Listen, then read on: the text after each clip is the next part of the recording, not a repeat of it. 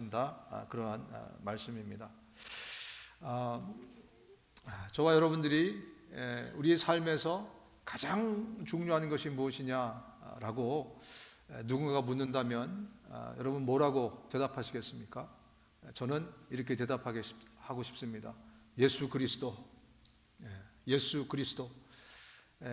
이 온 세상에서 가장 소중하고 귀중한 그 단어, 내 목숨만큼 정말 프레셔스한 그 단어, 예수 그리스도. 여러분, 예수라는 것은요, 이름이에요. 이름. 그 이름의 뜻은 구원자, Savior이라는 뜻입니다. 구원자. 나사렛 예수라는 것은요, 나사렛 동네에서 사신 나사렛 출신의 예수님이라는 뜻입니다. 당시에는 성이 없어서 성, last name이. 그렇기 때문에 어느 동네 출신이다 이렇게 하면 사람들이 알아들었어요. 그래서 우리 예수님이 나사렛에서 자라나셨기 때문에 나사렛 예수라고 부릅니다. 우리가 예수 그리스도라고 얘기하는데 그리스도라는 말은 어떤 의미인가? 그리스도라는 말은요, 기름 부음을 받았다라는 뜻입니다. 그리스도가 뭐라고요? 기름 부음을 받았다. 이 그리스도라는 단어가요, 이게 헬라어예요. 헬라어. 신약 성경이 쓰여진 헬라어. 근데 구약에 있는 히브리어로 바꾸면 메시아가 됩니다. 메시아. 그리고 이거를 우리 한국말로 바꾸면 혹시 뭔지 아세요? 그리스도, 메시아 같은 말입니다. 이걸 한국말로 바꾸면 기독이 돼요. 기독. 이게 한자로 번역하면서 그리스도를 기독으로 그렇게 음력을 하면서 이렇게 바꿨어요. 그래서 기독교라는 것은 그리스도교, 메시아교, 기름 부음을 받은 교, 이렇게 해석하는 겁니다. 그러니까 다 똑같은 거예요. 그죠? 그리스도, 메시아, 기독, 기름 부음을 받은 자, 이게 다 같은 뜻입니다. 우리가 예수를 믿으면서 또 예수가 우리의 삶의 가장 중요한 단어이면서도 그 뜻을 잘 이렇게 모르는 분들이 계셔서 그 말씀을 나눕니다. 또 제가 왜 이 말씀을 나누냐면, 구약 시대에는 세 직분만, 세 사람만 기름 부음을 받았습니다. 첫 번째가 선지자고요, 두 번째가 제사장이고요, 세 번째가 왕이에요. 이 세 직분에 관해서는 임명을 할 때 기름을 부었어요. 올리브 기름을 부으면서 임명을 했습니다. 그런데 신약 시대에 오면서 이 세 사람이 다 없어졌어요. 그죠? 선지자가 없어졌잖아요. 그죠? 또 제사장도 지금 없어요. 그리고 또 누가 없습니까? 왕이 없잖아요. 그죠? 지금 상징적인 존재로 몇 나라의 왕을 갖고 있지만 왕이 다 없어요. 왜 이렇게 됐을까요? 선지자이시고 제사장이시고 그 다음에 왕이신 예수님이 이 땅에 오셨기 때문에 그래요. 사실은 그 세 사람에게 기름을 부은 이유는요, 바로 예수님의 오실 것이라는 예수님의 그림자로서 그들에게 기름 부음을 한 거예요. 이제는 예수님이 이 땅에 오셨습니다. 진정한 제사장이고 진정한 선지자이고 진정한 왕이신 바로 그분 예수님이 이 땅에 오셨어요. 우리가 지난주 말씀과 오늘 말씀을 제가 이렇게 순서를 좀 바꿨어요. 지난주가 Father's Day 위크였기 때문에 우리가 그래서 2주 전으로 돌아가면 예수님께서 이제 십자가에 이제 돌아가시기 전에 제자들에게 말씀하시기를, 이제 성령께서 나 대신 오실 것이다. 그리고 성령께서는 나 대신에 아주 중요한 사역을 할 것인데 그 사역이 세 가지가 있다라고 말씀하셨는데, 그 세 가지 사역을 보면 어떤 사역이냐면 예수님을 대신해서 선지자의 사역을, 제사장의 사역을, 왕의 사역을 이 성령께서 대신하실 것이다 라는 말과 같은 말씀입니다. 그래서 우리가 선지자로서, 선지자는 어떤 일을 했습니까? 그들에게 죄 짓지 말라고 가서 하나님의 메시지를 사람들에게 전했잖아요. 그죠? 또 당신들이 죄 짓고 있으니까 회개하라 라는 메시지를 전하지 않았습니까? 이렇듯이 이제 성령께서 우리 예수님 대신에 이 땅에 오셔서 2주 전에 나눈 말씀처럼 죄는 하나님이 가장 싫어하는 것이다.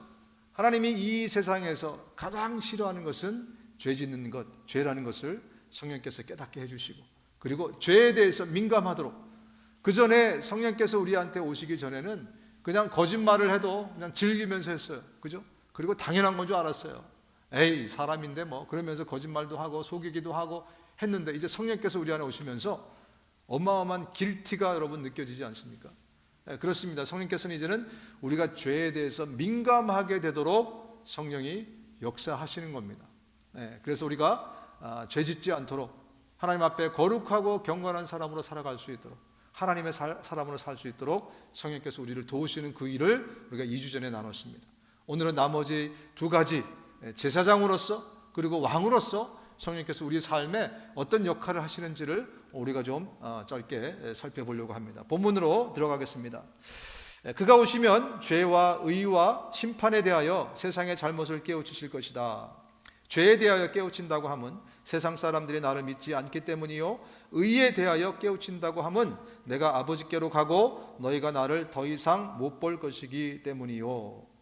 지금 예수님께서 말씀하시기를 성령께서는 두 번째 사역으로 의에 대해서 깨우침을 주실 것이다 라고 말씀을 하고 있습니다. 이 의라는 것은 뭐냐면 righteous, 영어로는 righteous입니다. 그리고 원어로는 디카이오라는 그런 단어입니다. 사전적인 의미를 보면 무흠이라는 그런 뜻이에요. 흠이 전혀 없어요.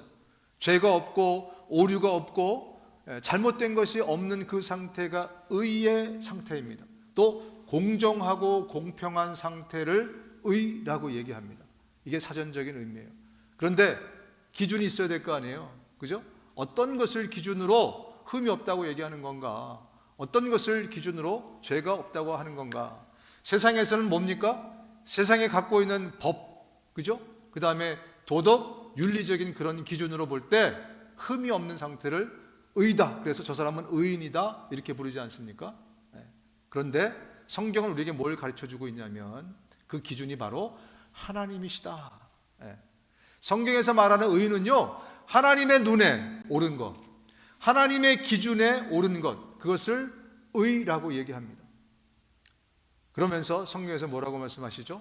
하나님이 세상을 이렇게 보시니까 세상에 하나님의 기준에 도달한 사람, 하나님의 눈에 선하고 아름다운 사람이 없으되 한 사람도 없다.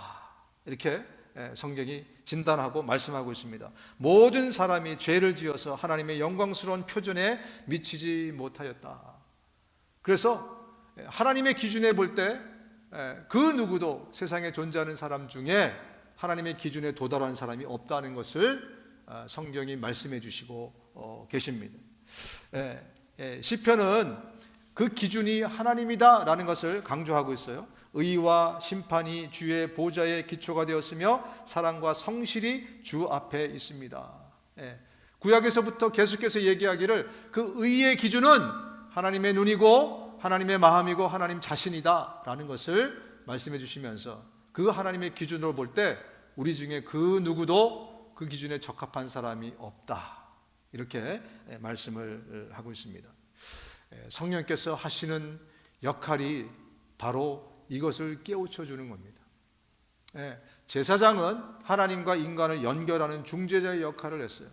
그래서 성령께서 지금 어떤 역할을 하시냐면 저와 여러분들을 하나님하고 연결시키기 위해서 내가 누군지를 깨우쳐 주는, 너는 의에 도달할 수 있는 그런 상태가 아니야 라는 것을 깨우쳐 주시고, 그리고 또 한 가지, 너는 네 스스로 네 힘으로 그 자리에 올라갈 수 없어, 의인이 될 수 없다는 것을 성령께서 깨우쳐 주시는 거예요.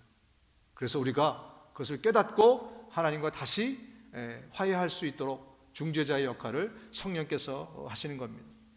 여러분, 지금도 수많은 사람들이요, 내 힘으로 의인이 될 수 있다고, 그 자리에 올라갈 수 있다고 생각하는 사람들이 많이 있습니다. 그 사람들을 불러서 우리가 종교인이라고 부릅니다. 여러분, 세상에 많은 고등 종교는요, 내가 열심히 노력해서, 내가 열심히 수고하고 애써서 내가 나를 잘 단련하면 그 의에 이를 수 있다고 생각합니다. 그래서 어떤 종교에서는 그것을 해탈이라고 부르죠. 그죠? 무아지경이라고도 부르기도 하고. 그래서 인간이 애쓰고 노력하면 그 자리에 올라갈 수 있다고 많은 사람들이 생각하고 있습니다. 그럼 우리 불교에서 제일 유명한 분 중에 한 분이 누구죠? 성철 스님, 그죠? 성철 스님. 이분은 많은 불자들에게 존경을 받고 또 불자들뿐만이 아니라 또 많은 사람들에게 굉장히 존경을 받는 그러한 인물입니다. 이분이 왜 존경을 받았느냐? 살아생전에 정말 진리에 자기 스스로의 힘으로 도달해 보려고, 그 경지에 도달해 보려고 정말 무던히 애썼던 그런 사람이었기 때문에 그렇습니다. 이분은 무염식을 10년 동안 하셨답니다. 무염식이 뭐냐면 밥 대신에 솔가루를 먹고 그 다음에 쌀을 씹어 먹었어요. 밥을 안 해 먹고 이렇게 10년을, 왜?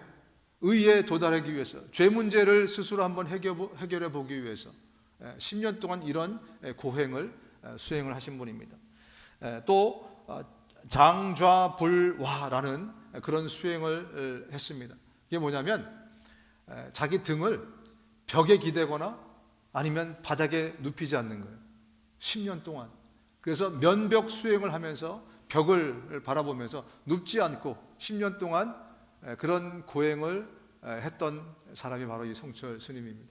뿐만 아니라 동구불출, 이것을 20년 동안 하셨답니다. 이게 뭐냐면 집 앞에다가 사람들이 못 들어오게 다 막아놓고 20년 동안 사람을 만나지 않는 거예요. 20년 동안 홀로 지내는 그런 수행을 한 것입니다. 대단하지 않습니까?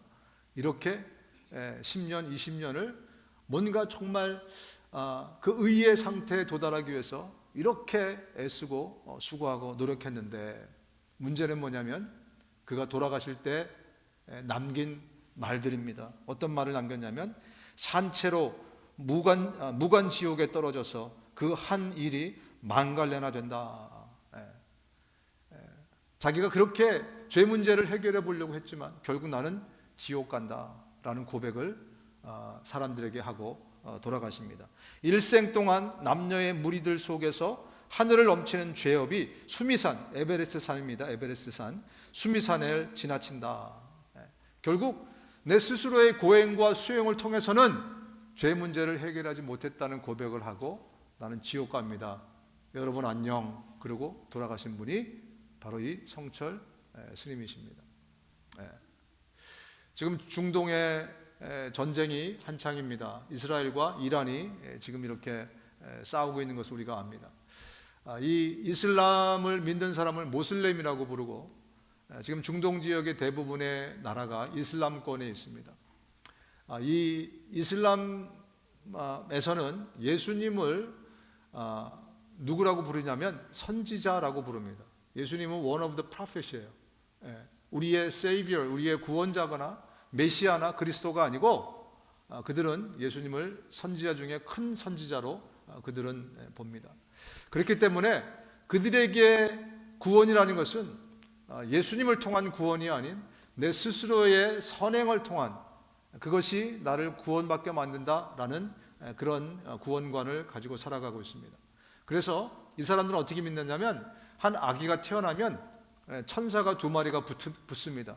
한쪽에는 왼쪽에, 한쪽에는 오른쪽에. 그래서 이 아기와 함께 이 천사가 살아가면서 뭔가 이 사람이 잘못을 했을 때는 왼쪽에 있는 천사가 그 잘못을 다 기록한대요. 그리고 착하고 선한 일을 하면 오른쪽에 있는 천사가 그것을 다 기록합니다. 그리고 그 사람이 죽었을 때 이제 저울에다가 무게를 재는데 오른쪽에 있는 천사는 어떤 천사라고요? 좋은 일을, 선한 일을 많이 한 것을 기록한 천사고, 왼쪽은 나쁜 일을 한 것. 오른쪽으로 이게 저울이 내려가면 지옥을 갑니까? 천국을 갑니까? 막 헷갈리시더라고요. 아침에 물어보니까 일부 예배 때. 선행을 많이 해서 했으면 무게가 이렇게 내려가겠죠. 그죠? 그래서 저울이 오늘 쪽으로 내려가는 사람은 어디? 천국. 왼쪽이 더 무거워서 내려가면 지옥. 여러분, 그래서 그들에게는 구원의 확신이라는 것이 불가능합니다. 왜? 죽어봐야 하니까. 죽어서 그 무게를 재봐야 되니까. 그들은요, 내가 어떻게 선행을 많이 베푸느냐, 이거에 따라서 천국과 지옥이 갈리는 그런 구원관을 그들이 갖고 있습니다. 여러분, 인간은 그 의에, 우리의 힘으로, 우리의 노력으로는 그 의에 도달할 수 없다는 것을 성령께서 우리에게 가르쳐 주고 계세요. 그것을 깨달은 사람만 이제는 내가 내 의로, 내 어떤 노력으로, 어떤 고행으로, 수행을 통해서 구원을 얻으리라는 것을 포기하게 됩니다. 지금도 제가 볼 때는 우리 성도들 중에 몇 분들은요, 아직도 그 생각을 갖고 있는 분들이 계신 것 같아요. 그래서 제가 그 얘기를 들을 때마다 깜짝 놀랐습니다. 여러분, 우리의 구원은요, 인간의 힘으로 얻을 수 있는 게 아닙니다. 그래서 하나님이 자기의 아들, 또 다른 하나님인 예수님을 이 땅에 보내주시고 십자가에 나 대신 못 박아 죽이신 거예요. 그렇기 때문에 구원은요, 저와 여러분들의 선행으로나 내가 잘 살았다고 해서 그것을 얻을 수 있는 것이 아니에요. 내가 잘 살았다고 해서 그 의에 도달할 수 있는 것이 아닙니다. 그래서 성경에 이렇게 말씀을 하고 있는 거죠. 하나님의 의는 예수 그리스도를 믿는 믿음을 통하여 오는 것인데 모든 믿는 사람에게 미칩니다. 그래서 우리는 예수를 믿는 그 믿음으로 구원을 받는다. 예수를 믿는 그 믿음으로, 다시 말하면 예수님의 공력을 의지해서, 그분의 의를 의지해서, 또 다른 말로 얘기하면, 성경에 있는 표현대로 하면 예수를 옷 입어서, 나는 똑같은 나인데 내가 예수를 옷 입음으로 예수가 나를 레프리젠 하는 거예요. 또 내가 예수 안에 들어가는 것으로, 내가 예수 안에 머무는 것으로 내가 의에 속하게 되는 것이지, 내 힘으로 내가 수행하고 노력하고 애써갖고 그 의의 단계에 들어가는 것이 아니라고 말씀하고 있습니다. 누구든지 그리스도와 연합하는 침례를 받은 사람은 그리스도로 옷을 입은 것입니다. 예수로 옷 입어야 됩니다. 우리가 예수로 하나 되면 예수 것이 내 것이 되는 거예요. 그렇게 우리가 의에 이르는 것이고 구원을 받는다는 것을 성령께서 우리에게 가르쳐 주십니다. 여러분, 성령께서 저와 여러분들이 이것을 가르쳐 주실 때 우리 모두가 아멘으로 받을 수 있기를 주님의 이름으로 축원드립니다. 단 한 사람도 내가 착하게 살아서, 내가 바르게 살면, 내가 똑바로 살면 나는 구원받을 수 있어 라는 엉뚱한 생각을 하지 마시기 바랍니다. 대신 우리 그리스도인들은 착하게 사셔야 됩니다. 아멘. 우리 그리스도인들은 세상에 칭찬받는 사람으로 사셔야 됩니다. 선한 사람으로 사셔야 됩니다. 그러나 그것이 우리를 의롭게 만드는 것은 아니라는 것을 성령께서 우리에게 가르쳐 주십니다. 특별히 우리 어르신들 중에 이제는 헷갈리시는 분이 없으시기를 바랍니다. 나는 어떻게 구원받는다고요? 예수님을 통해서, 예수님 안에 거하면서 그 믿음으로, 그것으로 우리는 구원받는 것이지, 내 공력으로, 내 힘으로 내가 선한 일을 해서 착하게 마음먹고 살았다고, 남을 많이 도와준다고 내가 구원받는 것이 아니라는 것을 특별히 우리 어르신들은 분명히 기억할 수 있으시기를 바랍니다. 이 은혜를 가르쳐 주시는 것이 성령께서 하시는 두 번째 큰 역할입니다. 그리고 또 한 가지 중요한 성령께서 예수님 대신에 하시는 역할이 있습니다. 오늘 본문을 보면 11절에 이렇게 말씀합니다. 심판에 대하여 깨우친다고 함은 이 세상의 통치자가 심판을 받았기 때문이다. 예수님이 말씀하시기를 마귀가 이제 심판을 받았다라고 지금 말씀하십니다. 마귀는요, 사탄은 예수님이 오시기 전까지 세상을 다스리던 세상의 왕이었어요. 그런데 진짜 왕이 오시면서 사탄을 그 자리에서 몰아내셨다고 성경이 말씀하고 있습니다. 지금은 이 세상이 심판을 받을 때이다. 이제는 이 세상의 통치자가 쫓겨날 것이다. 세상을 통치하고 있는 마귀가 예수님에 의해서 쫓겨날 것이라고 예수님이 십자가를 지시기 전에 제자들에게 미리 말씀하시는 그러한 장면입니다. 그리고 예수님이 십자가에 달리시고 그리고 죽으시고 부활하신 다음에 이렇게 말씀하십니다. 예수께서 다가와서 그들에게 말씀하셨다. 나는 하늘과 땅의 모든 권세를 받았다. 이제 내가 이 가짜 왕인 사탄을 쫓아내고 이제는 내가 너희를 다스리는 진짜 왕으로 등극하셨다라는 말씀을 예수님이 말씀하신 것입니다. 그러면서 예수님이 이제는 내가 저 하늘로 올라가니 나를 대신해서 성령을, 나의 영인 그리스도의 영 성령을 너에게 보낼 것인데, 성령께서 예수님을 대신해서 이제 저와 여러분들을 다스릴 것이다 라고 우리에게 말씀하신 겁니다. 여러분, 그동안 우리 한국교회나 미국교회가 굉장히 심각한 오해를 하고 있었어요. 어떤 오해를 했었냐면, 성령님을 헬퍼라고 번역하면서 성령님의 역할에 대한 굉장한 오해가 있었습니다. 여러분, 성령님은 우리의 헬퍼가 아닙니다. 여러분, 그분은 우리의 왕이세요. 이 땅에 그분은 나를 다스리러 오신 것이지 나를 도와주는 헬퍼로 오신 것이 아닙니다. 이 한 단어의 잘못된 번역 때문에 우리가 얼마나 우리 신앙생활이 정말 피폐해졌는지 몰라요. 교만해지고 피폐해졌는지 모릅니다. 성령님은 삼위일체의 하나님이십니다. 왕 되신 그분, 하나님의 예수님의 영인 그분이 바로 성령님이세요. 그래서 여러분, 저와 여러분들에게 말씀하실 때 너희들은 술에 취하지 말고 성령에 취하라고 하신 말씀의 의미가 뭐냐면, 우리가 성령에 충만해진다는 것은요, 성령께서 나를 온전히 지배하고 fully 다스리는 그 상태입니다. 여러분, 술을 잔뜩 먹고 취해 보셨죠? 그죠? 그때 술 기운이 나를 완전히 통제하잖아요. 그죠? 통치하고 다스리잖아요. 그죠? 그럼 우리의 기분이 아주 얼떨떨 하면서 아주 그런 상태로 변하죠. 그죠?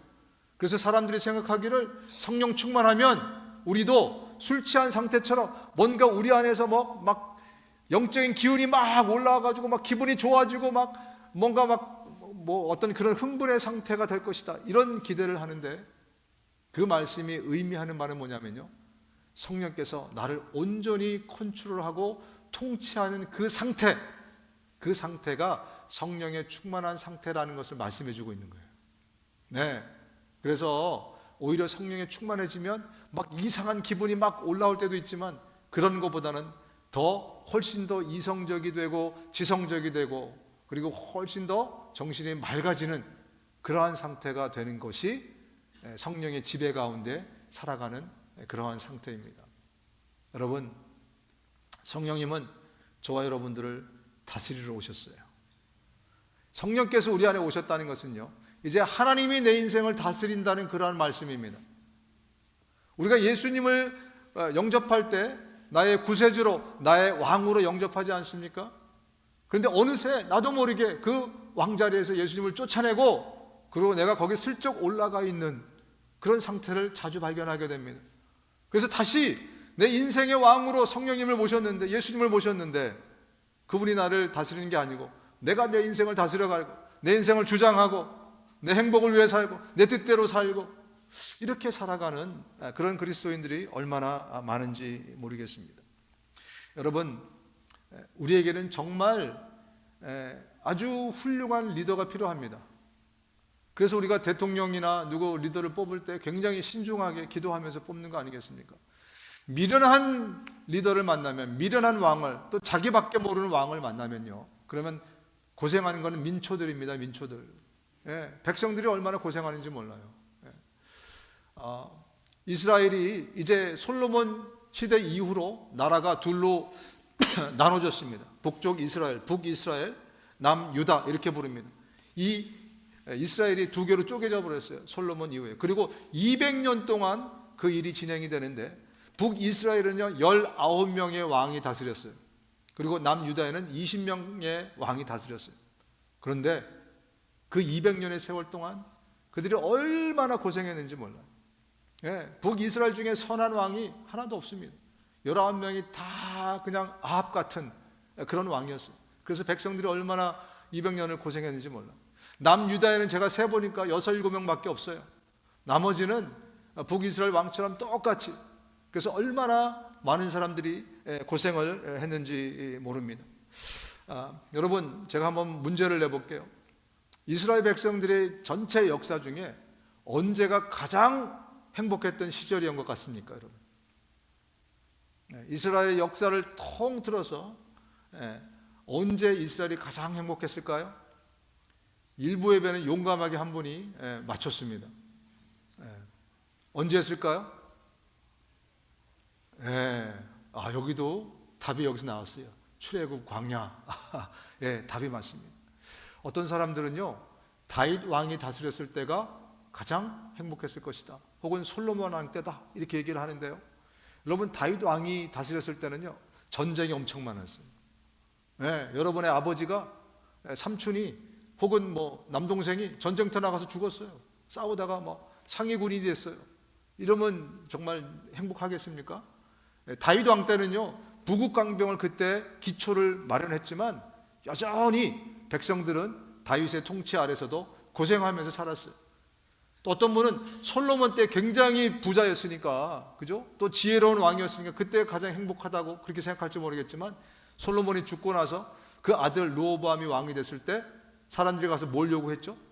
당신 아버지는 성전 짓고 그리고 또 왕궁 짓고 하느라고 우리를 십수년 동안 정말 얼마나 엄청 고생했는데 이제는 우리를 노역으로부터 좀 해방시켜 주십시오. 그러면 우리가 당신을 잘 따르겠습니다. 이렇게까지 요구했어요. 르호보암이 그렇게 그 말을 따르지 않았잖아요, 그죠? 그 정도로 솔로몬 시대는 굉장히 황금으로 빛나는 시대 같지만 민초들은 그때도 역시 고생했어요. 언제 그들이 가장 행복했나? 아무것도 없는 광야를 떠돌 때, 40년 동안, 그때가 가장 행복했던 때예요. 우리 생각에는, 우리 눈으로 보기에는 가장 힘들고 어려웠을 때가 광야 시절 같은데, 그때가 가장 행복했던 때. 왜? 하나님이 다스렸을 때 있기 때문에 그래요. 오히려 광야 시절을 지나고 사람들이 하나님을 찾아가잖아요. 사무엘을 통해서 하나님, 우리에게도 인간 왕을 세워주십시오. 그들의 왕이었던 하나님이 너무 섭섭했어요. 너무 섭섭했습니다. 40년 동안 먹여주고 재워주고 그냥 그런 낙원 같은 생활을 그들에게 만들어줬더니 기껏 와가지고 가나안 땅에 들어오니까 이제 하나님을 배신한 거예요. 그리고 사무엘에게 요구합니다. 우리에게도 저 이방 민족들처럼 인간 왕을 세워주십시오. 그랬더니 하나님이 섭섭함을 이렇게 말씀하십니다. 주님께서 사무엘에게 말씀하셨다. 같이 읽겠습니다. 시작. 백성이 너에게 한 말을 다 들어주어라. 그들이 너를 버린 것이 아니라 나를 버려서 자기들의 왕이 되지 못하게 한 것이다. 그들은 내가 이집트에서 데리고 올라온 날부터 오늘까지 하는 일마다 그렇게 하여 나를 버리고 다른 신들을 섬기더니 너에게도 그렇게 하고 있다. 하나님이 얼마나 섭섭하셨으면 이제 알았어 내버려둬, 그냥 자기들끼리 살게 그냥 내버려둬. 그 결과는 참으로 혹독했습니다. 200여 년을 그들은 정말 고통과 아픔 가운데 살게 됩니다. 여러분, 하나님이 다스리시면 광야의 길이 납니다. 하나님이 광야 같은 내 인생을 그분이 다스리시면 거기에 강이 생겨납니다. 길이 생겨나고 강이 생겨나요. 아무리 광야 같은 그런 삶일지라도 하나님이 다스릴 때는요, 세상이 바뀌게 되어 있습니다. 이사야서 43장입니다. 내가 광야에 길을 내겠으며 사막에 강을 내겠다. 들짐승들도 나를 공경할 것이요 이리와 타조도 나를 찬양할 것이다. 내가 택한 내 백성에게 물을 마시게 하려고 광야에 물을 대고 사막에 강을 내었기 때문이다. 여러분, 출애굽할 때 200만이 넘는 사람들이 함께 출애굽을 했습니다. 20만도 아니고 200만이에요. 그리고 그 출애굽할 때에 그 성경 구절을 찾아보면 그들이 그때 그냥 떠난 게 아니고 그들이 고센 땅에서 기르던 양과 가축들을 같이 데리고 갔어요. 사람이 더 많을지 가축이 더 많을지 여러분이 한번 상상해 보세요. 가축이 새끼들을 더 많이 낳는지 사람이 자식을 더 많이 낳는지 한번 상상해 보세요. 그렇다면 어마어마한 숫자가 간 겁니다. 여러분, 모세를 통해서 바위에서 물이 나게 하셨는데 시냇물이 흐른다면 시냇물 어떻게 되겠습니까? 먹을 수는 있어요. 그런데 그 가축들과 또 200만이 넘는 사람들이 어떻게 40년 동안 안 씻고 지낼 수 있어요, 여러분? 세니타이징을 어떻게 할 겁니까, 여러분? 맨날 고양이 세수만 할 거예요? 40년 동안 때딱지가 더덕더덕 붙을 겁니다, 여러분. 옛날 여러분 저 추석 때, 설날 때 목욕하러 가셨을 때 1년 내내 우리 어르신들 목욕할 수가 없어서 목욕 안 하고 목욕탕 가서 때를 벗기면 어때요? 1년 동안 쌓인 때도 그렇게 막 추억으로 남는데 40년 동안 목욕을 못했다, 이건 말이 안 되는 거예요. 상식적으로 생각해도 모세가 바위를 쳐서 혹은 바위에게 명령해서 나온 물은 신의 물이 아닙니다. 강물이에요. 자, 여러분 사하라 사막에, 아니면 여기 가까이 있는 모아비 사막에 여러분이 가서 한 달 동안 어떤 지역에 매일 물을 한번 줘보세요. 매일 물을. 거기에 풀이 생깁니까? 안 생깁니까? 풀이 생기고 꽃이 핍니다. 아무리 바위산이라도요, 이 지구상 그 어떤 곳에 가서도 거기에 매일 한 달 동안 물을 주게 되면 거기서 꽃이 피고 거기서 초원이 생겨나게 되어 있어요. 이스라엘 백성들이 광야를 갔지만 하나님이 함께 하신 광야는 더 이상 광야가 아니었어요. 거기에 풀이 생겨나고요, 강을 주셨으니까. 또 광야에 길이 없잖아요. 하나님이 붉은 구름 기둥과 불 기둥으로 날마다 보이지 않는 그 길을 갈 수 있도록 길을 내어주신 거예요. 약속을 지켜주시는 것입니다. 그렇죠? 우리 인생길에도 똑같은 것입니다. 그들이 먹을 것이 없다고 얼마나 컴플레인하고 불평했습니까? 근데 곰곰이 생각해보면 맨날 우유 마셨어요. 맨날 치즈 먹었어요. 우유가 있으니까 치즈가 안 나왔겠습니까? 그죠? 그래서 제가 성경을 다시 한번 확인해 봤습니다. 그들이 컴플레인 했잖아요. 우리가 광야에서 오이도 못 먹고 수박도 못 먹고 다 못 먹었다 그러는데 보니까 거기에 우유하고 치즈는 없더라고요. 양심은 있어가지고 그들이 우유하고 치즈는 거기 리스트에 없어요. 다 뭐 엉뚱한 부추도 먹고 뭐 마늘도 먹고 그랬다는데 치즈하고 우유는 거기 없더라고요. 왜? 먹었으니까. 그것뿐만인지 아십니까? 그들이 아사도도 먹었어요. 아사도도. 그들이 고기도 먹었습니다. 바베큐도 했어요. 왜? 양들 데리고 가고 소 데리고 갔는데 안 먹었겠습니까? 그럼에도 불구하고 그들은 고기를 달라고 그렇게 하나님 앞에 원성을 드렸던 것이죠. 그렇습니다, 여러분. 하나님이 다스리시면 사막이, 광야가, 그것이 바로 초원이 되고 꽃길이 되는 겁니다.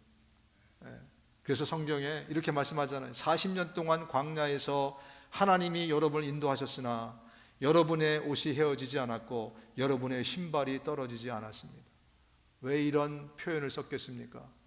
하나님이 모든 것들을 다 넉넉히 풍성히 공급해 주신 것입니다. 딱 몇 가지만 빼놓고, 왜? 그게 없으면 하나님을 쳐다보지 않으니까, 하나님을 하나님으로 보지 않으니까, 너무 당연한 건 줄 아니까, 자기들이 하나님인 줄 아니까. 에덴 동산에서 그랬잖아요, 그죠? 모든 것을 다 주시고 딱 한 가지 선악과 그것만 빼고, 그것을 볼 때마다 내가 하나님이 아니지, 이것을 깨닫게 해주기 위해서 그거 하나 빼고는 모든 것을 다 주셨잖아요, 그죠? 그래서 여기도 만나를 하나님이 주신 것입니다. 밥해 먹지 않고 만나를 주신 것, 바로 그것, 그들이 하나님이 아니라는 것을 교만하지 않도록 하나님이 도와주시기 위해서 그렇게 하신 거 아니겠습니까? 여러분, 하나님이 우리의 삶을 통치하고 지배해 주실 때 우리의 삶이 형통하게 되는 것입니다. 물론 그 형통은 부자 되는 것을 형통이라고 성경은 말씀하고 있지 않습니다. 그 형통은 하나님의 길로, 하나님의 성공으로, 하나님의 풍성함으로 가는 것을 형통이라고 얘기합니다. 그래서 그 시냇가에 심은 나무가 철따라 열매를 맺으며 그 잎이 시들지 아니함 같으니 하는 일마다 잘 될 것이다. 여러분, 혹시 여러분의 삶이 지금 광야의 한가운데 계십니까? 내 삶이 정말 사막처럼 광야처럼 느껴지십니까? 그렇다면 그 광야가 초원이 되고 푸른 초장과 쉴 만한 물가가 되는 것은 이제 나의 믿음에 달려 있습니다. 하나님은 준비되셨어요. 내가 너를 다스려 주겠다, 너를 통치해 주겠다, 주님은 약속하셨어요. 주님은 준비되셨는데 여러분 믿음이 있으십니까? 이제 주님이 나를 다스려 주시기만 하면, 그러면 내 삶이 180도 바뀐다는 그 믿음이 있으십니까? 이제 여러분에게 달린 것입니다. 풍랑이 일고 정말 해일이 일어나서 죽을 수밖에 없었던 그 상황 가운데 제자들이 자기들의 힘으로 한번 해보려고 애쓰고 노력하다 결국 안 되니까 주무시고 계시던 예수님을 깨웠습니다. 예수님이 하신 말씀이 뭡니까? 야, 내가 여기 있는 거 너희들 몰랐니? 왜 이제 깨우니? 왜 이제 나를 깨우고 이제 나를 의지하니? 나를 진작 깨워서 나보고 이 문제를 해결해 달라고 했었으면 진작 이 문제가 해결되지 않았겠니? 예수님이 그 말씀 하시잖아요. 예수님이 일어나셔서 그 풍랑을 잠재우십니다. 그 모든 환난들을 다 잠재우십니다. 그리고 예수님이 그 말씀을 하신 거 아니겠습니까? 주님이 다스리시면, 그분이 왕 되시면, 성령께서 이 땅에 오신 이유는 나를 다스리고 내 삶의 왕 되시기 위해서 이 땅에 오셨기에 그분을 의지하고 그분을 바라보고 그분을 쫓아가고 그분의 다스림을 받으면 모든 풍랑도 모든 광야도 다 사라지고 우리 앞에 그런 낙원이 펼쳐진다는 것을, 여러분 오늘 성령께서 여러분에게 주시는 그 말씀을 받으실 수 있기를 주님의 이름으로 축원드립니다. 여러분 또 한 가지 왕이 하는 중요한 역할이 있습니다. 우리는 왕은 다스리고 통치하고 이것만 하는 줄 아는데요, 고대 왕에게 정말 중요한 기능, 특권이 하나 있었어요. 그게 뭐냐면 심판하는 거였습니다. 그래서 솔로몬이 왕 됐을 때 어떻게 하죠? 너무 두려웠던 거예요. 왜? 왕이 되면 심판을 해야 되는데 그 재주가 자기한테 없거든요. 그래서 하나님 앞에 그가 하나님이 야, 내가 너에게 뭐 해주기 원하니? 그랬더니 솔로몬이 뭐라고 기도합니까? 이렇게 기도합니다. 주님의 종에게 지혜로운 마음을 주셔서 주님의 백성을 재판하고 선과 악을 분별할 수 있게 해주시기를 바랍니다. 이렇게 많은 주님의 백성을 누가 재판할 수 있겠습니까? 주님께서는 솔로몬이 이렇게 청하는 것이 마음에 드셨다. 그리고 지혜뿐만이 아니라 부귀 영화를 함께 주셨다. 이렇게 말씀하고 있지 않습니까? 그죠? 왕이 해야 될 정말 중요한 역할 중에 하나가 바로 심판하는 겁니다. 여러분, 저와 여러분의 삶의 끝자락에도 우리의 왕께서 우리를 심판하실 것입니다. 그 심판이 저와 여러분들에게 있다는 겁니다. 그래서 오늘 설교의 제목처럼 노후 준비만큼 정말 중요한 것이 사후 준비입니다. 노후 준비 잘 해오신 분, 그래서 여러분 젊을 때 노후 준비 잘해서 지금 내가 준비한 만큼 잘 살고 있다라고 자신 있게 손들 수 있는 분, 그러면 거의 손을 못 드실걸요. 그동안 그냥 이 자식 새끼들 먹여 살리느라고 이민 와가지고 그냥 아둥바둥하면서 벌어서 교육시키랴 먹여 살리랴 남한테 뒤지지 않게 해주랴 이렇게 하면서 우리가 노후 준비를 제대로 한 분이 별로 없습니다. 근데 여러분 늦지 않았습니다. 왜? 더 중요한 사후 준비가 있기 때문에 그렇습니다. 노후 준비는 대충 못했어도 그래도 그 자식놈들이 도와주고 어떻게 하면서 겨우겨우 우리가 살 수 있어요. 그러나 사후 준비만큼은 자식들이 도와줄 수 없습니다. 사후 준비만큼, 그 영원한 세월만큼은 그 누구도 우리를 도와줄 수 없어요. 성령께서 우리에게 가르쳐 주십니다. 사후 준비를 해야 된다. 심판이 있으므로 너희들은 사후 준비를 하면서 그러면서 살아야 된다라고 말씀합니다. 다행히 사후 준비는 그 기준을 우리가 알고 있습니다. 어떻게 하는 것이 사후 준비를 잘 하는가, 그 기준을 우리는 알고 있기 때문에 이제 사후 준비를 잘 안 하는 사람은 이제 가슴을 치면서 내 탓이요, 내 탓이고 내 탓이다. 이제 그렇게 하셔야 됩니다. 사후 준비의 심판의 기준은 뭐냐면 너의 남은 삶을 누구를 위하여 어떻게 살고 있느냐, 이게 사후 기준의, 사후 준비의 기준입니다. 여러분의 남은 삶을 누구를 위해서 살고 있으며 어떻게 살고 있는가. 여전히 나를 위해 살고 있다면, 주를 위해 살지 않고 나를 위해 살고 있다면 여러분 엉뚱한 방향으로 사후 준비를 하고 계신 것입니다. 지금 나의 행복과 나의 얼마 남지 않은 이 삶을 여전히 행복하게 보내기 위해서 내 에너지와 삶과 여러 가지 것들을 거기에 투자하고 산다면 여러분 노후 준비를 못한 것처럼 사후 준비를 제대로 못하고 있는 겁니다. 여러분, 주를 위해서 사시기를 바랍니다. 내 행복이 아니라 하나님의 행복과 기쁨을 위해서 사시기 바랍니다. 그게 제대로 사후 준비를 하는 거예요. 우리 공동체는 사후 준비를 잘하는 공동체가 되었으면 좋겠습니다. 저는 목사로서 여러분의 사후 준비를 잘 해드리기 위해서 이 자리에 서 있습니다. 어떻게 하면 우리가 정말 하나님이 가장 기뻐하시는 그 일들을 하면서 살 수 있도록 여러분들 도와드리기 원합니다. 성령께서 그것을 깨우치시기 위해서 우리에게 왕으로 심판자로서 우리에게 말씀하고 계시는 것입니다. 하나님이 가장 기뻐하시는 일은 뭡니까? 영혼을 구원하는 것입니다. 우리 주변에 아까 우리가 외운 말씀 다시 한번 디모데서 2장 4절입니다. 시작. 하나님께서는 모든 사람이 다 구원받고 진리를 알게 되기를 원하십니다.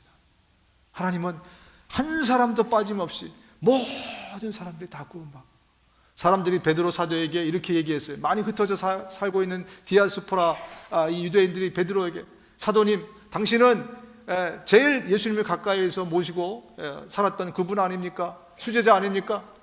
예수님이 금방 오신다 그러더니 왜 자꾸 안 오세요? 아니, 당신이 가장 가까운 예수님인데 예수님이 거짓말한 겁니까? 뭡니까? 왜 예수님이 지금 온다 그러더니 계속 안 와요? 그랬더니 베드로가 이렇게 얘기합니다. 같이 한번 읽어보겠습니다. 시작. 주님께서는 약속을 더디 지키시는 것이 아닙니다. 도리어 여러분을 위하여 오래 참으시는 것입니다. 하나님께서는 아무도 멸망하지 않고 모두 회개하는 데에 이르기를 바라십니다. 하루가 천년 같고 천년이 하루 같은 그 예수님이 지금도 당장, 하나님께서는 예수님을 당장 보내고 싶지만 하나님의 마음은 뭐냐면, 그래도 조금 더 기다려주면 또 한 놈이 또 들어오고, 조금 더 기다려주면 또 한 놈이 더 들어오고, 더 많은 사람들이 구원의 하나님의 품에 이르게 하기 위해서 하나님이 지금 계속 딜레이하고 있는 중이야 라고 베드로가 베드로전서의 후서에 설명해 주고 있는 겁니다. 그렇듯이 하나님의 마음은요, 아직도 잃어버린 영혼들에 있습니다. 어떻게 하면 내 사후 준비를 잘 할 수 있을 것인가? 영혼 구원에 있어요. 어떻게 하면 그 영혼들을 주님의 품으로 인도할 것인가?